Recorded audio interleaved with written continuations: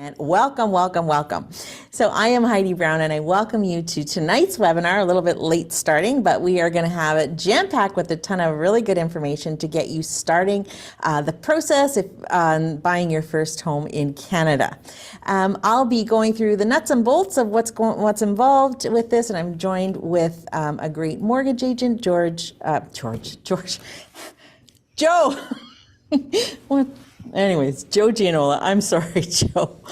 Yeah, we're off to this start. So anyways, I just wanted to thank you all for being here.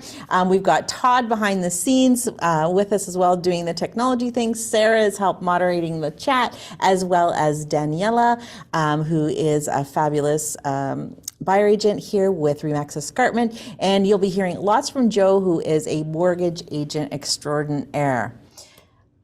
I sort of conceptualized this webinar and some previous ones because I really do believe that real estate is one of the greatest assets that you can have in building security for you and your family. And I've purchased and own a number of properties that I've just sort of amassed over time and see firsthand how it really has benefited my life. And so I want for all of you that aren't owning homes to learn about it so that you can dive in and be part of that all as well. So you'll be hearing from me as well as Joe Gianola, mortgage agent with Mission 35 Mortgages. And Joe is so fantastic because he's a mortgage agent now, but in his some of his previous roles, he was on the other side of the lending table and approving those sort of loans. So as he said, he knows the landmines and how to navigate them. So wealth of information. So there'll be lots of learning from Joe.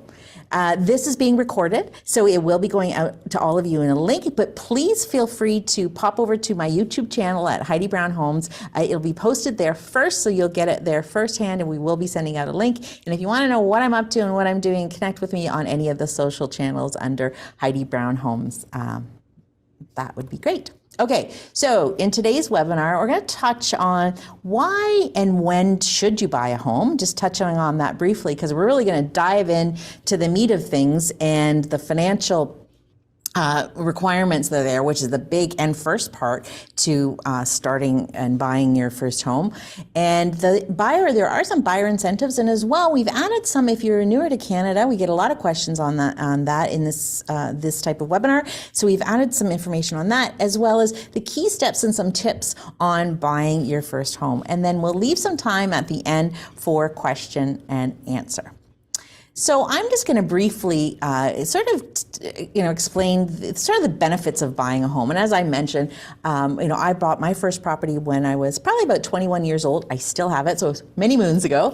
And from that have added a couple of other ones. And it has allowed me to have some financial stability and sort of play around with some of the equity there. I mean, I attribute me being able to send my daughter on my own to a private school from equity that I sort of was able to borrow from some of my, and move around from some of the properties and just got creative with some of the things. So I just have seen real estate's been wonderful for me. And so I invested in real estate before I ever even became a realtor. So now I am a realtor, a real estate broker with RE/MAX Escarpment. So owning a home historically, as this chart shows, values go up and down, but the trend line is up. So over time, when you purchase a home, it will be typically increasing in value. It may have, like I said, some hills and valleys along the way, but the trend line has always been up. This is a chart for the last 20 years, but if you go back even 50 years, you can see that the value from what you purchased to later on down the road, if you go to sell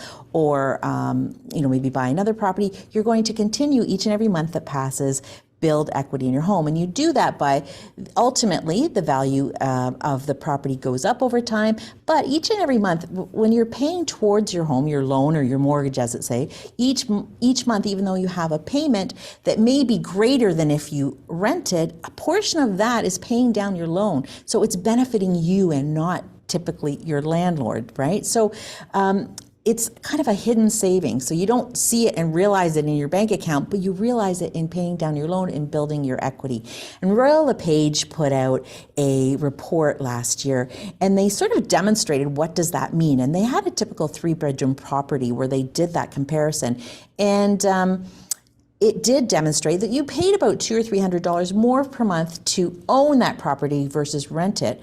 But $769 of that particular scenario that they gave was actually paying down the rent. And when you look at a 5-year horizon, typically you might have a 5-year mortgage the first time you buy a home. At the end of that 5 years, you've paid off $46,000 of that mortgage loan. And then remember that trend line going up of the values going up, you've amassed money and you still have been able to have a great roof over your head and slowly over time developed definitely more personal wealth, which in Canada, buying and owning a home is sort of a foundational piece of people's retirements planning and their general wealth. So big believer, big fan of real estate before I even got into it as a career and the benefits that it can do. And I hope that you'll feel and see the same. So it is a long-term game. It's not something you get in and out of, but we all need to have a roof over our head. So when you can get in and buy something in whatever form that is, it is definitely a huge benefit for you. Now, what is happening in the market right now?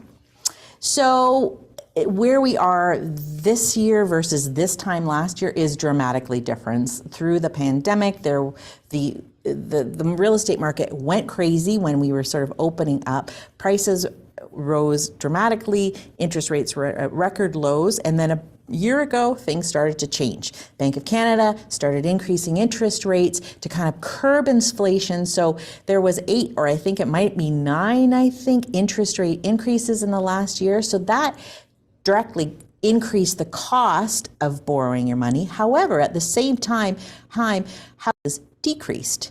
So there was a real change going about, and it continued on, and we're just now starting to see some stabilization with interest rates sort of on a holding pattern right now. And there's been some things happening in the U.S. as far as banking issues that are there that are causing ripple effects that are here. But definitely people that were on the sidelines are coming back in. There's been some stabilization. There's been a fair amount of quieter activity because sellers were holding off to see what was happening, as well as buyers, what was happening with interest rates, but we're starting to see increased activity.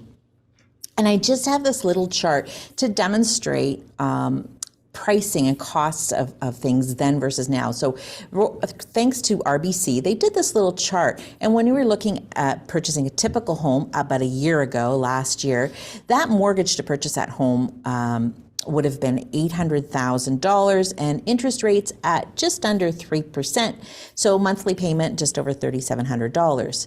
They took that same home that, again, price went down, interest rate went up. And what did that mean midway through last year? Same property was now worth $720,000, and with a 4.5 approximate interest rate at that time, the mortgage payment was up a little bit, a couple $100, but not any significant change.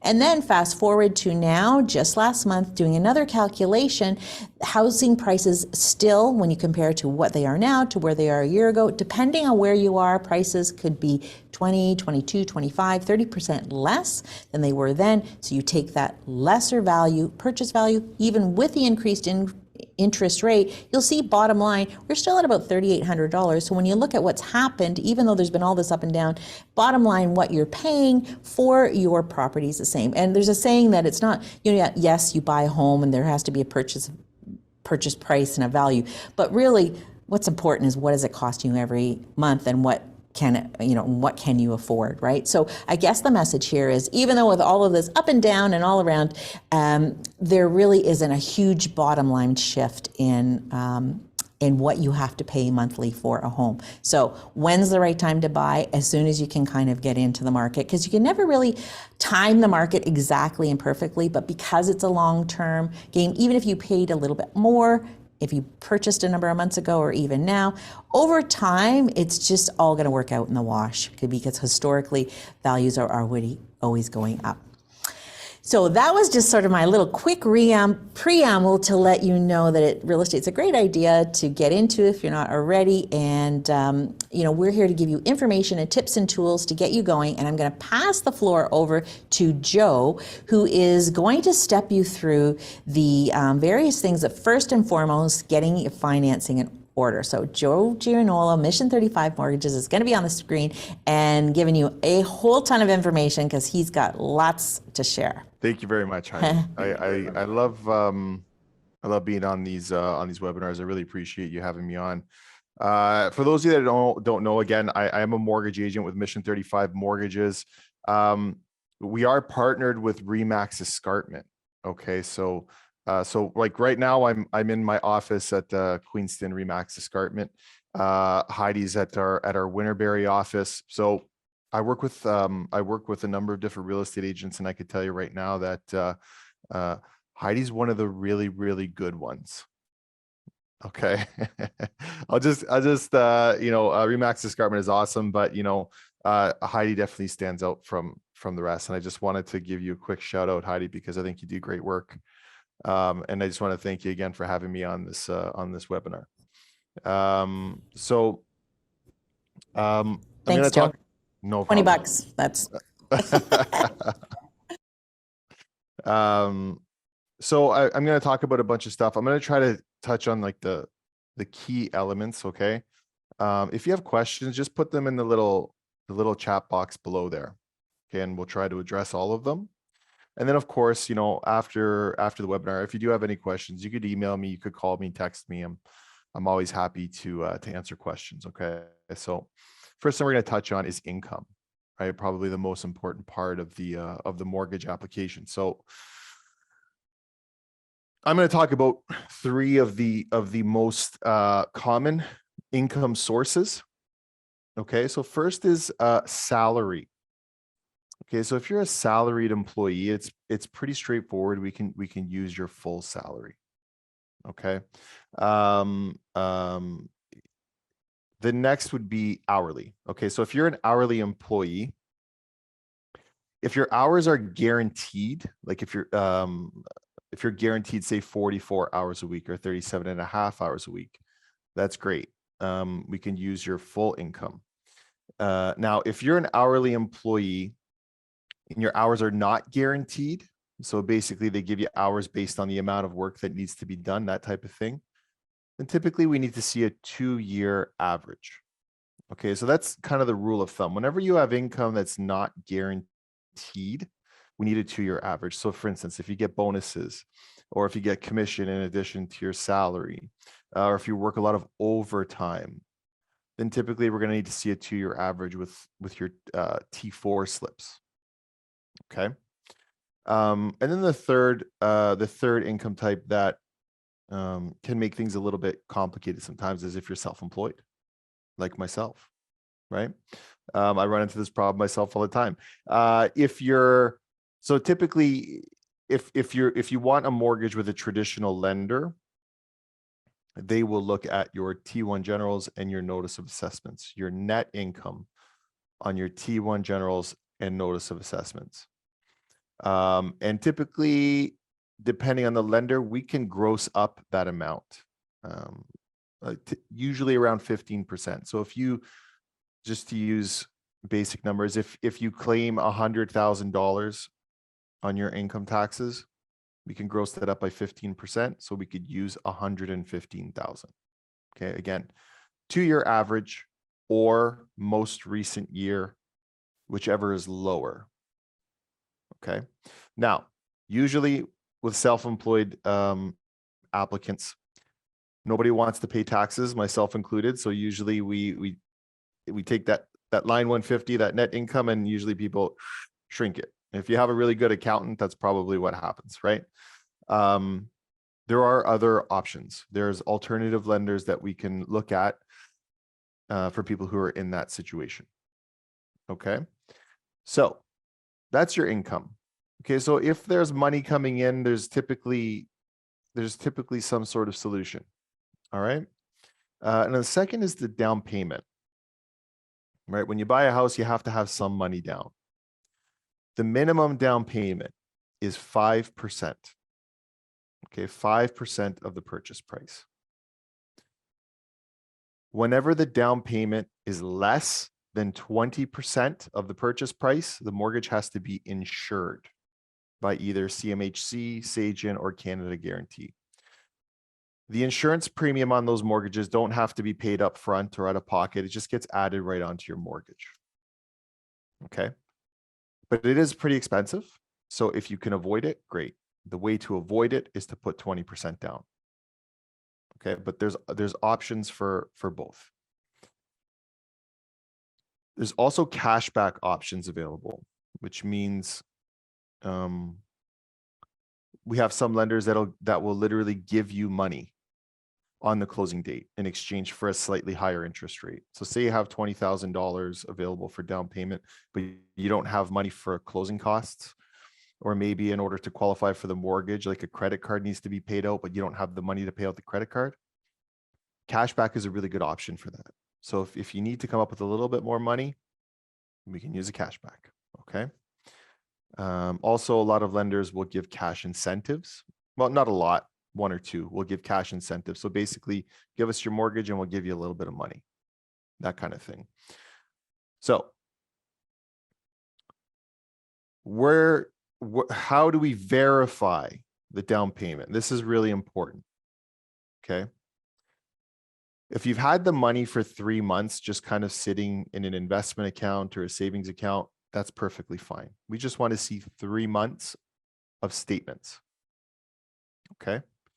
Now, if you don't have the money, if it's not coming from your own personal resources, so say it's coming from a family member, right? That's totally fine.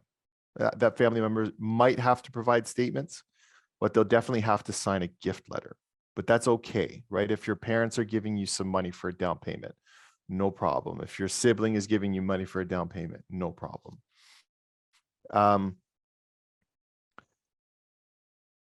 Where things get complicated sometimes is if the money's coming from outside the country, or if it's coming from someone who's maybe like a friend or a non-immediate family member, like a cousin or an uncle or something like that. It's not the end of the world. Okay. So if it's coming from out of the country, basically it's going to be a lot of paperwork, but it can be done. But in order to avoid those hiccups of money coming from out of the country or money coming from a non-immediate family member or friend, best thing to do is to get that money ahead of time. Get it in Canada, get it in your checking or savings account in Canada, and just let it sit there for 90 days. Once it's in your account for 90 days, it's basically treated as it's your own savings, your own resources. Okay. So that's your down payment. Now, I always say when you're buying your first home, that's when you want to ask for favors. That's when you want to ask your parents for money, right? That's when you want to ask your siblings or whoever to help you out. Once you get that first house, the second, third, fourth house is a lot easier. You just got to get in the market. Heidi made a lot of really good points previously about, if you can get in the market, get in. Over time, real estate is the best kind of, it's a no-brainer. It's easy. You just buy the real estate and you just wait, and the value just goes up, up, up. They keep talking about inflation. The one nice part about inflation is that it shrinks debt, right? So if you think about it, if you bought a house, I don't know, let's say 30 years ago, a big $900 a month would have been a really big mortgage payment, right? On a really big, nice house. Today, $900 a month is nothing. That's what inflation does, right? 30 years ago, a $100,000 mortgage was pretty big. Today it's not. Today it's nothing, right? So that's kind of what happens in time. Inflation just makes your mortgage smaller and smaller and smaller. Okay. So let's talk about credit. Ideally, you want your score to be above 700. Ideally, it's not the end of the world if it's a little bit lower than that. But to get a traditional mortgage with the low interest rates and all that fun stuff, you want your credit score to be above 700. Sometimes it's 680, sometimes it's 700, sometimes it's like 660. Depends on the lender, but in general, just aim to be over 700. The way to do that, keep your balances low and your limits high and don't miss any payments. Best thing to do if you have a credit card, use it, pay it off at the end of every month. Okay, and you'll see your credit score go up through the roof. Okay. You want to try to have a minimal debt, right? If you have a $1,500 a month car loan, that's going to hurt your the amount of mortgage that you qualify for, right? So be aware of that. If you do have a big car payment, sometimes there's ways around it, but we need time. We need time to get around it. Okay. So just in general, if you're going to buy a house, don't take out a massive car payment. Okay. Don't take out a huge loan.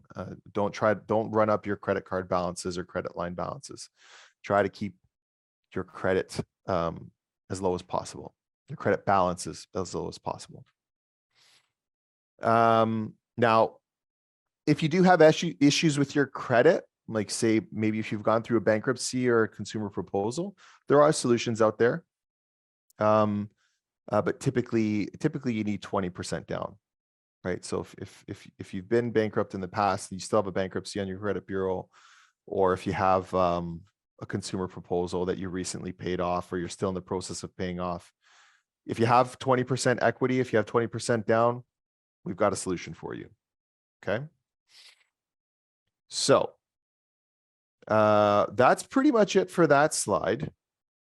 Please, again, do not hesitate to write your questions in the little chat box there. So let's move on to the first-time home buyer incentives. Okay, perfect. So first is your RSPs. Okay, so your RSP, for those of you that don't know what an RSP is, it's basically an account where you could save money tax-free. So basically put money in there. If it grows, if you get interest, if there's capital gains, if there's dividend income, you don't pay any tax. They don't charge any tax on that. Also, if you put money into an RSP, what happens is that goes against your income. So just to use a really rough example, let's just say you made $50,000 in 1 year and you put $5,000 in an RRSP. Well, now you're only going to get taxed on $45,000 instead of $50,000. That's how an RSP works. Okay. If you take money out of an RRSP, basically what happens is the government says, no, you can't do that. If you take money out of your RRSP, you're going to pay tax on it just like it's income. So as an example, if you make $50,000 a year and you take $5,000 out of your RRSP, then it's like you made $55,000 a year. And you're going to pay taxes on $55,000. Now, there's a little loophole. If you're buying your first home, you can use all the benefits of your RRSP, but if you pull the money out of your RRSP to buy your first home, you don't pay any taxes at all. Okay? As long as it's your first home, or as long as you haven't owned any real estate in the last 5 years. Okay? So, you do have to pay the money back into your RRSP, but you have like 19 years to do it, or 20 or something like that. It's a really, really long time. So it's a great program. So what you can do, the money does have to be in there for 90 days. So if you're looking to buy a house, say, I don't know, soon, say like in 6 months, you can dump money in your RRSPs, get the tax benefit, and then pull it out 90 days later and not have to pay any taxes. Okay, so it's a pretty cool strategy that a lot of people take advantage of. Next is the first-time home buyer incentive. So this is a government program. Honestly, I hate this program. I don't like it. I don't recommend it. It's nobody ever qualifies for it. It's just it's not that good. Basically, the way it works is the government gives you money in exchange for owning a percentage of your home. And you have to, and when you sell your home, you have to pay a percentage of the sale back to the government. So if the value of your house goes up by 20%, it's almost like you paid 20% in interest. I don't like it. You know, I'm not a huge fan of the government owning a part of my home. So, you know, if you want to discuss it, we could always look at it, but I would say avoid it. I've literally never sold one. It's just never worked out. People always walk away from it. Next is the sorry, I see there's questions there. We'll answer the questions at the end, okay? But keep writing them, keep putting them in there. Land transfer tax credit. So basically, if you're a first-time home buyer, you can get a rebate of up to $4,000 on your land transfer tax, which is wonderful. Okay. Pretty straightforward. If you're okay, sorry, there's a new account that just became available. It's called the FHSA. That's a first-time home buyer savings account. The way that it works is exactly like the RRSPs, except you don't have to pay the money back. So it's basically just the government kind of making things less administratively exhausting, so they don't have to keep track of people paying the money back into the RRSP. So it's the same thing. You put the money in, any money that you earn is tax-free. You get the tax deduction by putting the money in there. You could pull it out for the purchase of your first home and you don't have to pay it back. Right? That's how that works. So that's another option as well. So those are your first-time home buyer incentives. Let's move on to the new to Canada. Perfect. Okay. So immigration status. You probably heard about the foreign buyer ban in Canada. So that sort of made things a little bit more complicated for new to Canada, but they made a change recently that's going to make things simpler again. Okay. So if you at least have a work permit in Canada and you have applied for your permanent residency, then you can get a high ratio mortgage or a mortgage with a traditional lender in Canada. Okay. So let's talk about some of the criteria. So first, you have to be working in Canada for a minimum of 3 months. Okay. You have to have at least 5% down.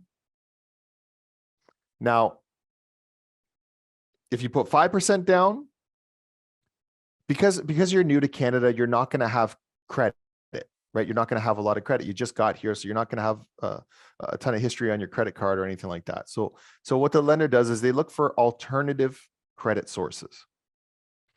So if you put 5% down, the lender wants to see a foreign credit bureau. Now, not all countries have credit bureaus. So if you come from, say, the UK, for instance, yeah, you can get a foreign credit bureau. If you come from the United States, yeah, you can get a foreign credit bureau, but certain parts of the world, you can't get them. But if you put 10% down, they'll accept alternative credit sources such as like utility bills. So if you could show like a cell phone bill paid as agreed for 12 months, they'll accept that. If you show your utility bills paid as agreed for 12 months, they'll accept that.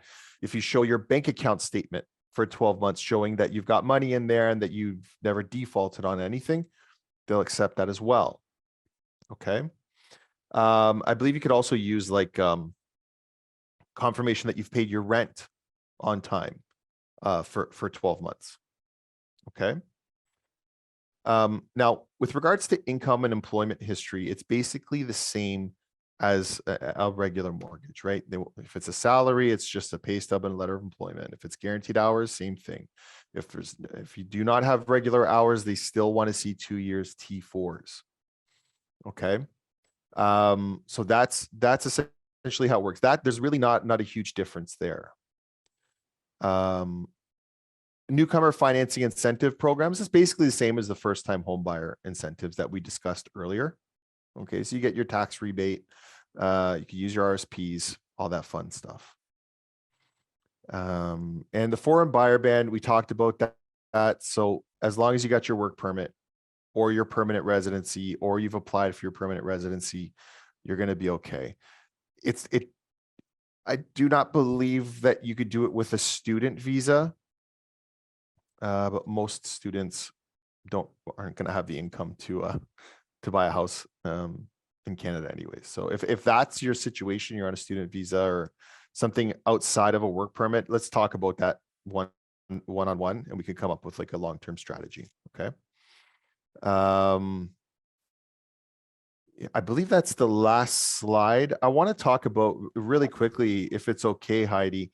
You mentioned the interest rates, or you mentioned those interest rate payments, right? That slide, it was like the difference, the payment versus the mortgage amount. Rates have dropped. The 5-year fixed rates have dropped like quite a bit. So I know you were using 5.24 in that example. It's actually like we're seeing rates like in the 4s, even for like a 30-year amortization.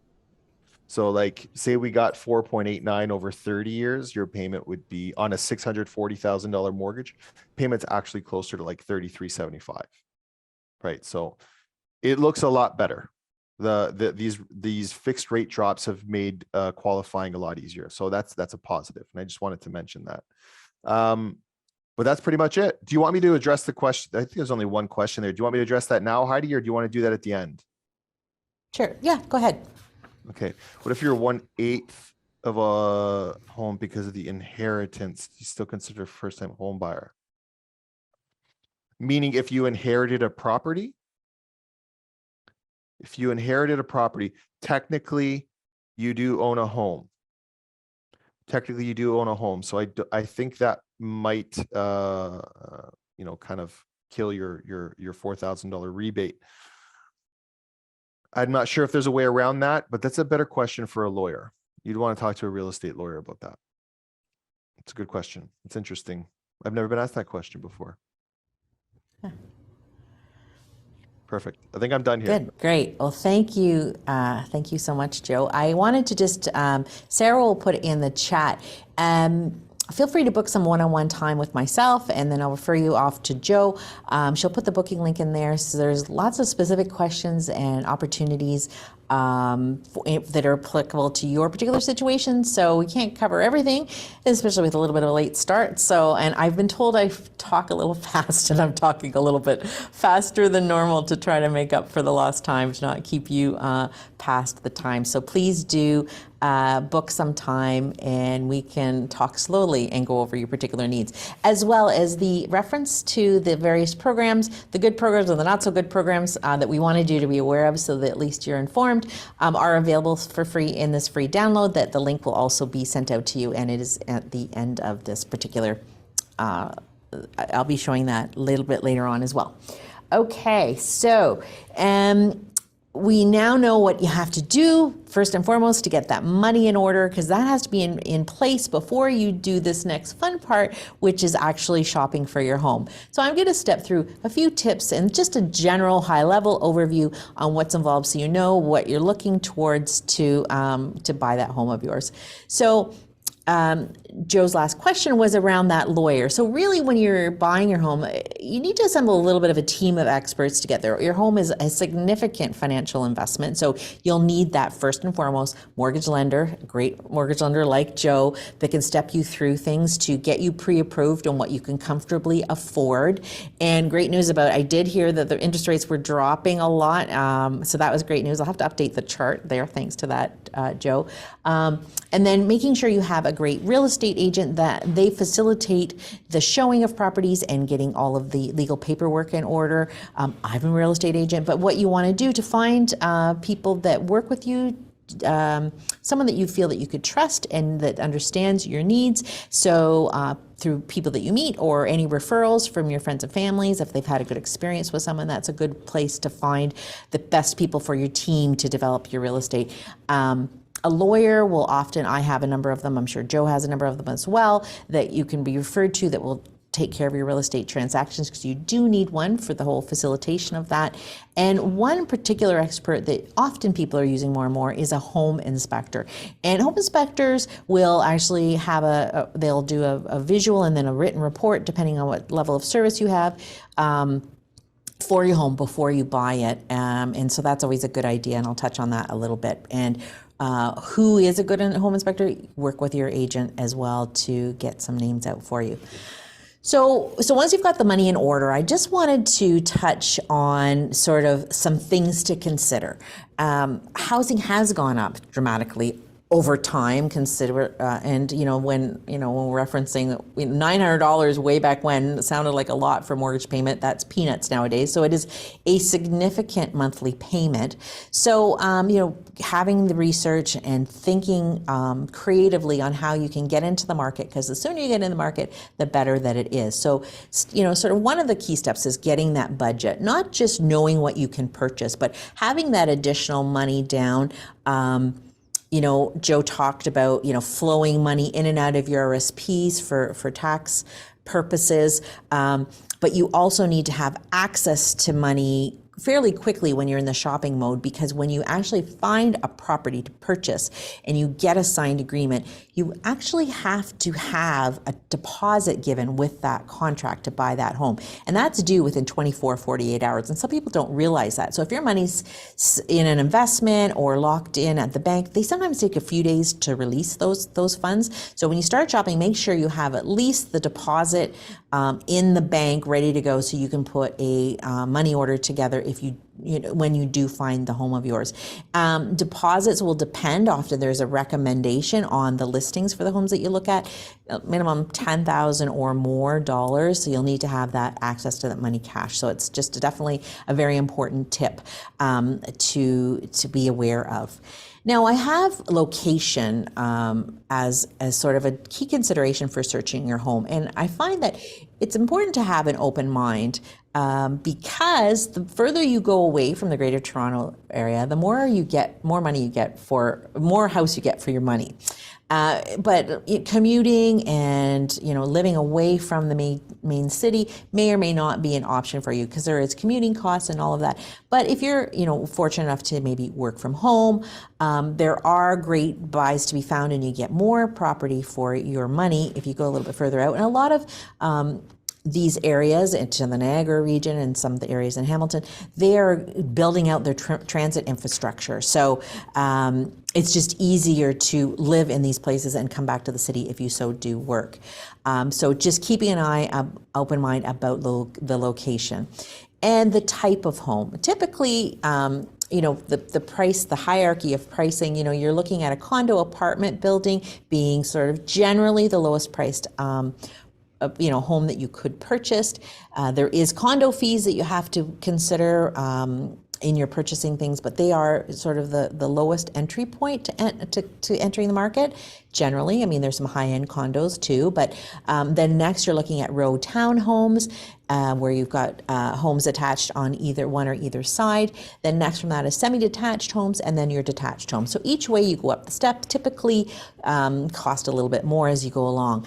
But getting in the market's the important thing. So you might be on one of the lower steps to know that you get to the top, the higher steps there. I mean, my first home was a townhome, and I still own it, and it's a rental property for me. So now I'm in my probably fifth home, and that's my forever home. But it took me a long time to get there, right? But along the way, I renovated lots and had some really great properties, and did a lot of good things. So it's just part of the process and the long-term game of being in real estate. So just wanted to put that out there for you to consider. Make sure I've covered everything. Okay, and looking for those properties, the search typically always starts online. Realtor.ca is the foundational website where all of the listings that real estate agents put together are picked up by Realtor.ca first and foremost. So the other websites, House Sigma, Zillow, all of those other ones, they scrape the information from Realtor.ca. So Realtor.ca is your go-to place to start looking online when you know what your budget is and start looking at different areas and locations. But getting involved with a real estate agent early on, they can set you up on a search so that if you want this particular area or this particular region within this budget, you can get automatic emails sent out to you so that when listings hit the market, you get that get alerted to you first and foremost. Because once you get in the mode of shopping for your house, you want to see the new things as they come out, and great properties sell fairly quickly. So just wanted to note that. Okay, and I like to always give an example when I sort of say these things to see the people that have taken some of these tips and put them into practice. So I like to highlight here Nicholas Dalala. He was a first-time homebuyer, but his first-time purchase was actually as an investor. So he lives in Georgetown, and the house where he lives, he actually is a renter. So he doesn't actually own the property he lives and sleeps in each night. But he wanted to get into the market, and he knew that buying a home that he wanted in Georgetown was going to be about $800,000. And he just didn't want to commit to that level of real estate investment. So what we did is we spent time scouring the various regions of affordable housing pricing, and the Niagara region is really a mecca of great opportunities. So we worked together and purchased a home in Port Colborne. It was a 2-bedroom home, a small home converted into a 1-bedroom home on a very large lot that just over a year ago, he paid about $334,000 for it. So, really, great to get a detached home. Again, this is a demonstration going a little bit outside of town. You actually get a detached home for what you could maybe get a condo for in, say, Hamilton.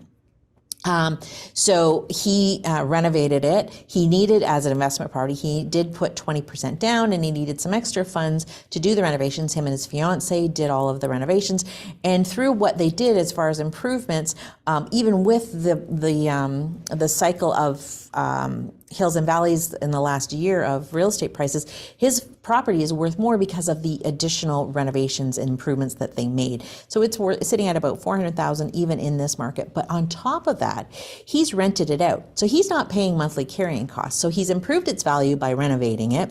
And each and every month, as he collects his rent, a portion of that is paying down his mortgage. So he is just percolating and building an equity in an investment. Even though he's not living in it and it's not his, he knows he's in the real estate market. So he's thrilled to bits that at least he's in the game and in the market. And he's already looking at what's his next one going to be. Is it going to be an investment? Is he ready to buy his home? He's not really sure. But the good news was that he made the decision, and this is what he felt most comfortable with. And so far, so good. And it's only going to get better from here as he continues to have the rental income paying down his mortgage, and the overall price of housing continues to go up. So once you've worked with your realtor, you're getting automatic emails, you've got your money in order, you know what you're looking for, you found a house and you want to put an offer in. There's a whole ton of paperwork that gets to be done. Your realtor will fill it all out. You typically sign it electronically. Make sure they go over what you're signing so you understand, because it is a legal document. So when you submit those offers, you find a house and you want to put an offer in, making sure you're working with a really good realtor who has done a market assessment so they know that what you're offering for that house is competitive, so that it entices. It's something that the sellers will potentially accept, but it's not overpriced over the market, right? Because when you get financed for a property and the lender says, we will lend you, a purchase up to $600,000, there's part 2 to that, which is they still want to approve the property so that you're good for that amount of money. They want to make sure that you're making a good investment, and they're going to approve that done. So the way that you ensure that happens is putting what they call a condition to financing in your offer. That can happen these days. About a year ago, it wasn't there, because anytime you put something in as we're buying this, but we want to do this first, makes your offer less attractive. We're still in most areas in a bit of a buyer's market, so you can put that, and it's highly advisable to put that condition to financing in. So you do your offer, I'm going to pay, say, $600,000, but we want it condition to financing, and if they accept that, you get typically around 5 days to cement that sort of deal. So that's what that term means, and that's highly advisable if you can, to get that condition of financing in so that you're approved, but the house is also approved, and so the deal will go through. Another condition that also is highly recommended is a condition to home inspection. Now, home inspectors are not regulated, but you can get a good inspector, and what they'll be looking at is any major structural issues like foundations, roof, what are the condition of the windows, but like also mold and asbestos. They do various assessments on that, cursory in some cases, but really look to what's looking for, so you know you're buying a sound property, and or that if, anticipating if there's something that would be major repairs down the road, you're kind of knowing what the road ahead brings. When you put this as a condition of your purchase, again, you have a short timeline to satisfy that, to firm up all of your deal. But that cost, there is a cost to those home inspections, and it is at the buyer's expense, right? So it's $300 to $500 typically, whether you get a report or not. But it's peace of mind for knowing what you're building. So those are sort of the main things in preparing your offer. So the market is shifting, and it is getting busier now. So offers are going in still with these types of conditions, but if the market gets more competitive, putting these conditions make your offer less attractive, but there's ways around it by getting pre-inspections and pre-approvals and that type of thing. But don't want to get muddy with all of the details there. But that's where, dealing with a great lender and dealing with a great agent will help you with your getting you the right property. Okay, and another example of Chris, who purchased this home, and again, just wanting to demonstrate getting creative with it. This property is outside of Hamilton area. It's in the country, actually.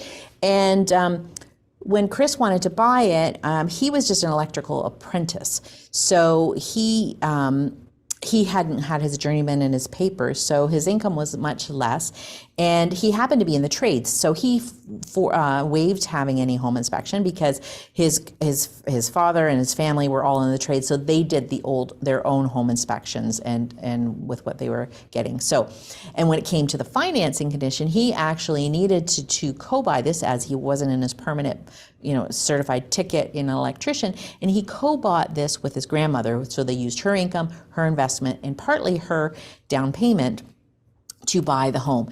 And then in the 5 years, for the 5-year horizon of his purchase, it was a property with 2 levels, the main level and then a basement apartment. So over the 5 years, he lived in part of one of the units, he rented out both of the units. It really depended on how he did that. And at the end of the 5 years, with the tenants primarily paying down the mortgage and the price of the market going up, he netted about $400,000 in equity in that 5-year time horizon. He paid off his grandmother. She was on title on the house. She was able to get taken off the title house. He repaid her all the down payment, and he's set very strong foundationally for that house. And actually, he's taking it over and he's renovating it. But again, long-term gain. He looked to the horizon, got creative with how he could finance it and do things, and he got in that. So that's just an example of how things can be done. And it was, again, outside of the main city. So, when you've been fortunate enough to, find the house that you want, put in the conditions or not, and get your offer accepted, and you've had it inspected and it's going to get financed, there's just a few minor details to think about. There's deadlines to make sure that you're meeting the condition dates. The lawyer has to, do title search dates. So there's a few dates that are in there. So working with a great realtor that's going to keep on top of all of that, so you don't miss any deadlines. And then you're busy packing and getting all the things ready, but you will need insurance for the home. So you'll need to do that. Set up your utilities, and that sometimes there is deposits required for some of those utility companies. So those types of details are things you want to take care of. And then all importantly, making sure you have access to that money, not only the down payment, but that deposit, remember, so it's available for a couple of days. And then of course you're going to have your legal fees, and remember not to buy any major purchases or anything when you're going through this whole process. So don't buy a new car or anything, or, do that until after all of this is done. So it's just sort of the end-to-end procedure. And from when you start looking for a home, you could find something within a few days, weeks, or months. But when you actually secure a deal, typically the closing dates are 30, 60, or 90 days afterwards, just as far as time horizons. So just quick recap of this. We're getting to the end here. First and foremost, financing. Joe touched on what you need to do and any incentives that you may or may not want to tap into, but that is your first and absolute first step. Then when you have that budget and that money in order, it's time to build your team, make sure you got a reliable, the lender and a real estate agent, have your lawyer and a home inspectors like on call, ready to, to jump into action and help you out with all of that along the way. Searching for your home online and then offline, and going in and getting it inspected and making sure that you can get it financed. And then when your deal is signed, making sure you're following all the deadlines and you get access to that money, and change all of those insurances and utilities and all those types of things. So that's sort of it there. And I've actually wanted to say this, everything is spelled out in this particular handbook. So here is the link to the download. We'll be sending that out to you as well. And I wanted to remind you, if you'd like to talk about your situation and meet with me one-on-one, here's the link, letsgetrealestate.event/book. Sarah will put that in the link there, but those are two resources to kind of, from here, get you on the road to buying your own home. So Daniela's on the buyer. She helps me with the buyers here. So she's available to answer any questions following the session. And of course, Joe and I are here now. If there's anything else that we can help you with. Was there anything in the chat or? You know what, Heidi? I totally missed a really important part of my presentation. Co-borrowers. What? I didn't talk about co-borrowers. Oh, well, there you go. Okay, let's hear it. So really quickly, another option to help with income, to help you qualify for a bigger mortgage so you could buy a more expensive home, is adding somebody onto the mortgage application with you. We quickly talked about, when you're buying your first home, that's the time to ask for favors. Co-borrower, that's a huge favor, right? So ideally for a co-borrower, the ideal co-borrower is somebody with income, minimal debt, and a decent credit score. Okay, even the smallest amount of extra income from another applicant makes a really, really big difference. So if you have a parent who, owns their home free and clear and gets some pension income, perfect. It could bump up your mortgage qualification by like $100,000, $200,000. It's pretty substantial. So, buying with a friend, buying with a family member, buying with a co-investor, these are all good ideas, and it could really help you get your foot in the door sooner. So I just wanted to mention that because I skipped over it. Thank you very much. Excellent. Okay. Good. And was there any other questions in the chat? Or anything? Anybody else got anything there? Are we good? Going once? Going twice? There was one question there. Listen to the qualify. I need to get my credit card debt to zero. Doesn't have to get to zero. It doesn't have to get to zero. Basically, you just want to keep it as low as possible, right? You're allowed to have a little bit of debt outside of the mortgage that you're applying for. As long as it's not too excessive, then you'll be okay. Okay. Good. Okay, well, again, my sincere apologies for the delay in start, and thanks to all of you for dialing in and getting the link and staying here till the end. Don't forget to download this book. You'll be getting the link as well as it's available here. Actually, let's get realestate.info. That O is wrapped around on the screen. Are they getting that? And yeah, I'm here. If you have any questions whatsoever, reach out to me, reply to the text messages that you got as well. If you have any more questions, we'll be happy to answer anything for you. So thank you to our speakers and Todd and Daniela and Sarah behind the screens and Joe with all of your great knowledge. We're here to help you on your home buying journey, and we hope this is helpful, and we look forward to connecting with you all in the future, we hope. Thank you, Heidi. Thank you.